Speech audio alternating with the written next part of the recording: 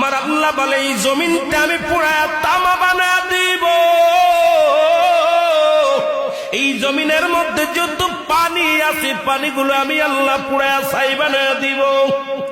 যেদিন কিচ্ছু বলতে কিচ্ছু থাকবে না, সেদিন থাকবে শুধু আমার আল্লাহ।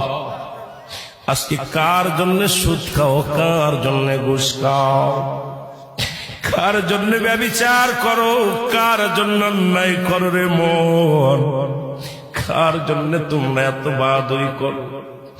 আরে আজকে একটা কথা বলতে গেলে কষ্ট হয়। এই জমিনটা আল্লাহ পুরায়া তামা বানায়া দিবে। এই জমিনের মাটিগুলো পুড়ে হবে তামা। এই জমিনের যত পানি আছে পানিগুলো পুড়ে হবে ছাই। এই দুনিয়ার মধ্যে কিচ্ছু যেদিন থাকবে না, ওই তুরস্কের কত বাহাদুর, কত টাকাওয়ালা মিনিটের মধ্যে 30